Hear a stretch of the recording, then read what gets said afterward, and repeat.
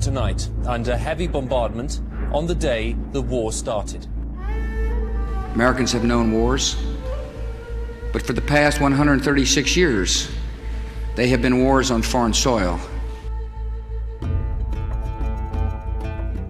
No acts of terror will ever shake the resolve of this great nation, alter that character, or eclipse the light of the values that we stand for. Tonight, British servicemen and women are engaged from air, land and sea. Their mission? To remove Saddam Hussein from power and disarm Iraq of its weapons of mass destruction. Israel reportedly seizes Iranian weapons hours after Netanyahu's congressional speech. Who are willing to fight for it, to stand up for it, and in some cases, lay down their lives for it.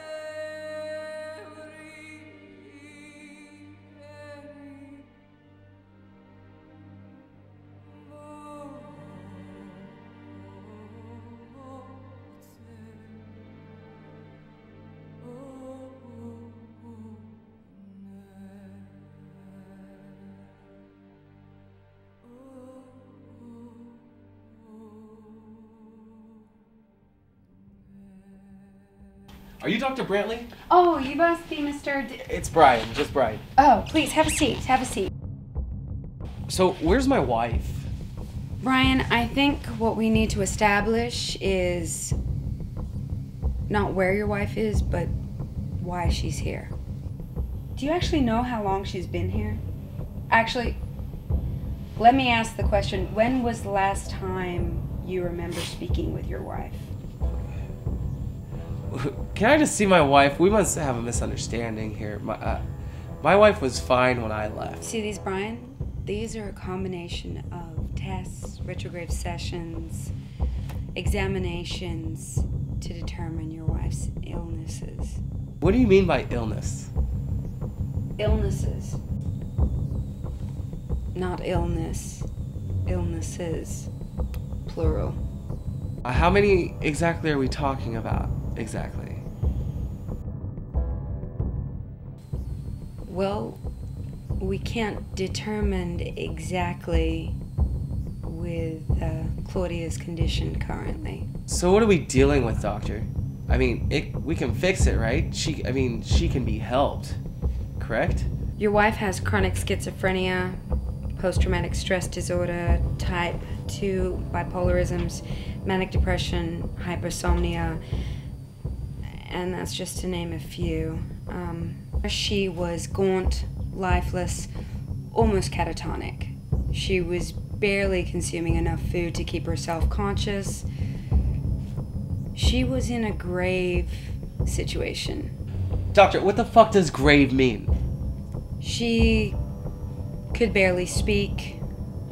Currently, she is strapped to a bed. There's been periods where she's had to spend time in a padded room, violent outbursts. Because of her schizophrenia, she's actually believed that you were here with us in the sessions. What?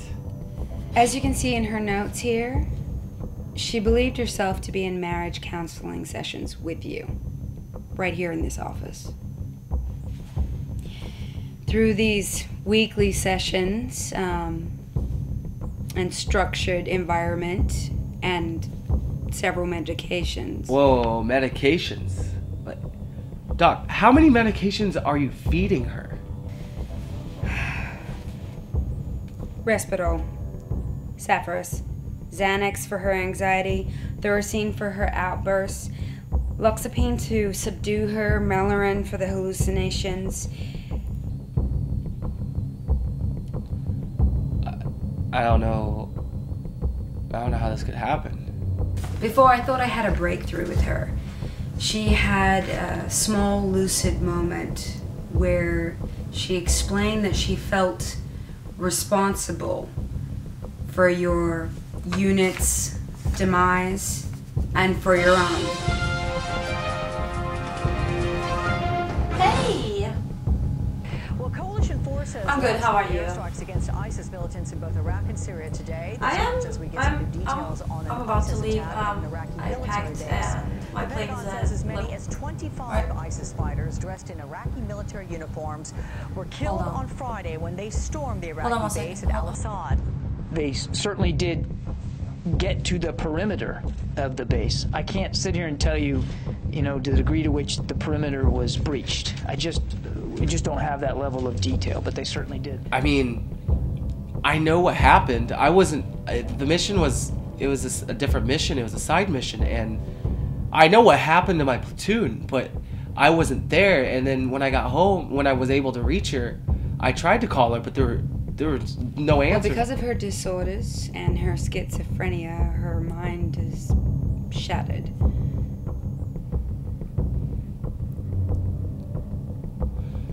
So now what? Upon visits from family and friends, no one is willing to take the responsibility of her care because of her unpredictabilities, even on medications. Unpredictabilities. Your wife has attempted suicide several times, and the family has refused to take responsibility for her care. Major, I know that you've just come back from a battle. I believe your war has just begun.